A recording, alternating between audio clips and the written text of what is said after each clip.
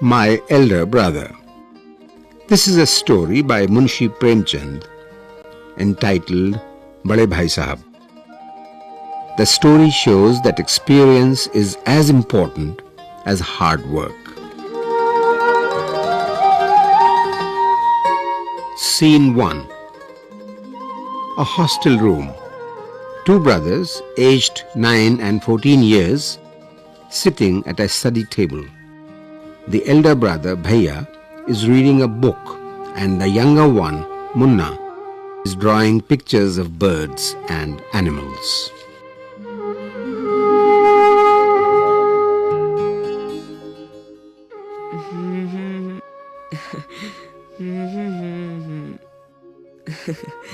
What are you doing, Munna?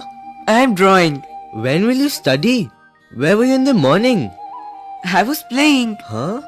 Bhaiya, how can you sit with a book for hours together? That's because I want my foundation in the education to be very strong. If the base is strong, then the building will stand firmly. Sometimes it takes me 2 years to do 1 year's work. Bhaiya, you're 5 years older than I am and 3 classes ahead of me. I wonder why you keep writing the same word 20 times, one sentence more than 20 times, and copy poems several times in beautiful letters. You know, studying English is no child's play. One has to work very hard in order to learn the subject. To speak or write English properly, tremendous effort is required. But the moment you get a chance, you run to the field, play marbles and fly paper kites, or sit idling away with friends for fun. Can't you sit down and study? Oh Bhaiya, there's a big mela in the village today. Should we go? Have you ever seen me going to a fair or going to watch cricket or hockey match? I don't go near them. I prefer to study a book. I don't mind repeating a class for more than 2 years, but you might stay in the same class all your life. Do you expect to pass if you waste your time playing all the time? You're simply wasting father's hard-earned money. Bhaiya, I feel like running away and going back home. Now stop crying. Put on a nice smile. Look, I'll make a timetable for you to follow. Get up at dawn. 6 a.m. Wash your hands, have your breakfast and sit down to study. 6 to 8 a.m. it's time for studying English. And after 8 to 9 a.m. it's time for maths. From 9 to 9:30 it's time for history. Then 3:30 p.m. then off to school. From 5 to 6 p.m. it's time for grammar. Half an hour for strolling. 6:30 to 7 p.m. you can do English composition. Then dinner. And from 8 to 9 it's time for translation. And from 9 to 10 you have to study Hindi. From 10 to 11 p.m. other subjects and then to bed. But when is the time to play? Play? What is the need, Munna? Oh, I love the green fields, the gentle breeze. I want to jump up like a football. I like the touch and go and hoot-tutu sounds of the kabaddi. And the hurry and flurry of volleyball pulls me like a magnet. As soon as I am on the field, I forget everything. Scene 2. The final examinations are over and the results are out. Alas, I failed once again. But Bhaiya, I have passed and topped my class. Now there is only 2 years difference between us. But my dear brother, don't be so proud. You have passed only one class and you think that I'm stupid and you're smart? Once in a while in a gulli danda game, you might get lucky and hit a goal. But that does not mean that you've mastered the game. You have to work hard to be successful in life. When you have to study a subject like algebra or geometry in higher classes, then you will understand the importance of hard work.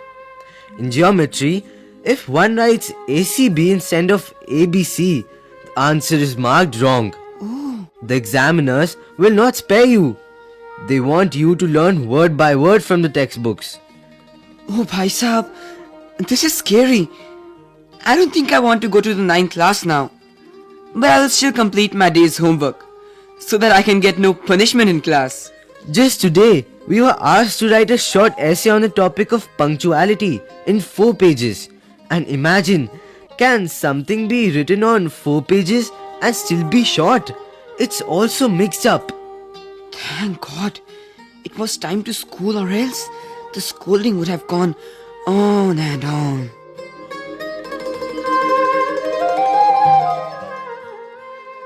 Scene 3. The results were out once again, and it so happened that Munna passed and Bhaiya failed again. Bhaiya was really upset. Munna was also sad seeing his brother so unhappy. Bhaiya now becomes gentler with Munna. Munna became naughtier because of this and studied even less than before.